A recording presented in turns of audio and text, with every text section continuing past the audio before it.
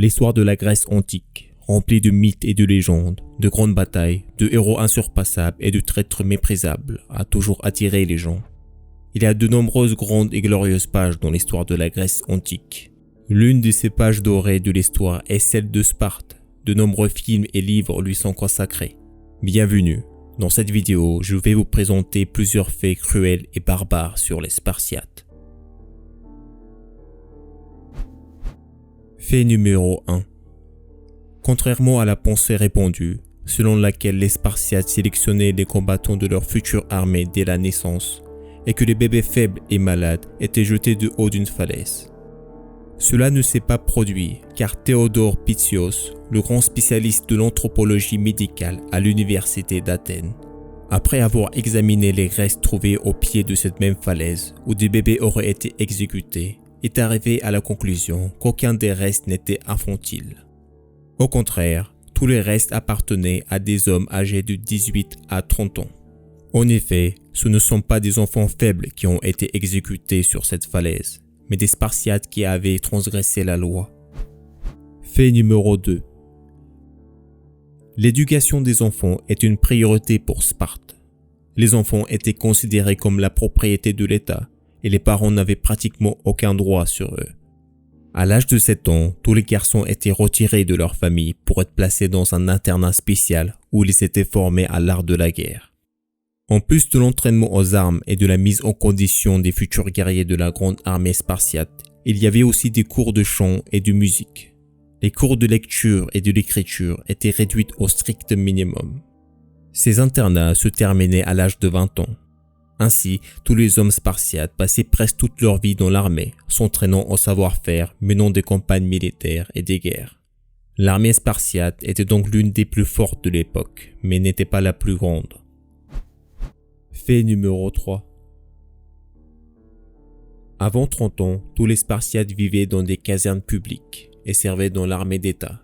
Lorsqu'ils atteignaient l'âge de 30 ans, ils étaient libérés du service militaire et transférés dans la réserve jusqu'à l'âge de 60 ans, dans tous les cas.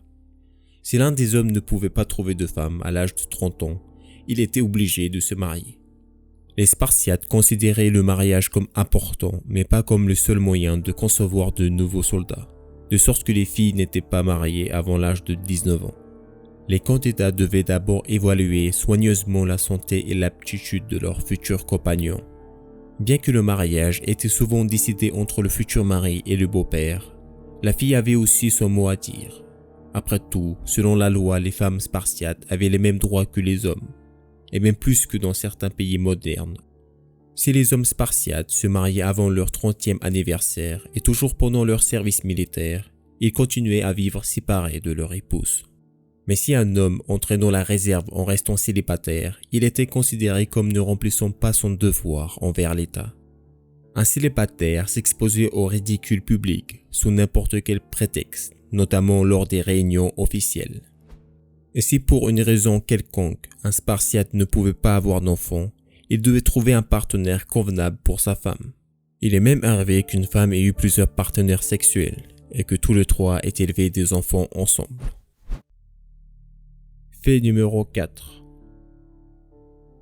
Les Spartiates ont été élevés extrêmement loyaux et ils méprisaient la lâcheté par-dessus toutes les autres faiblesses humaines. Les soldats devaient être sans peur en toutes circonstances, même si c'est jusqu'à la dernière goutte de sang et jusqu'au dernier survivant. Pour cette raison, l'acte de reddition équivalait à la lâcheté la plus intolérable. L'historien antique Hérodote se souvint de 2 Spartiates inconnus qui ont raté un combat important et par honte se sont suicidés. Sparte considérait que le soldat a pleinement fait son devoir seulement quand il est mort pour son état. L'homme devait mourir sur le champ de bataille et une femme était obligée de porter des enfants.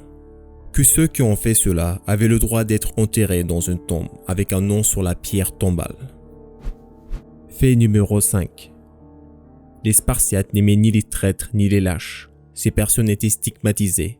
Leurs enfants étaient également touchés. Par exemple, il était interdit de fonder une famille avec eux et de poursuivre leur lignée.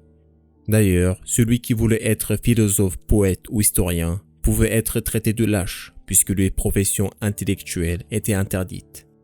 Les Spartiates ne faisaient pas non plus de travail manuel. Il était fait à leur place par les Zélotes, les esclaves publics. Les Spartiates n'étaient pas compétents dans les affaires militaires, ni forts en matière de défense ou de stratégie de combat. Leur seule compétence forte était les combats à pied et en 1 contre 1.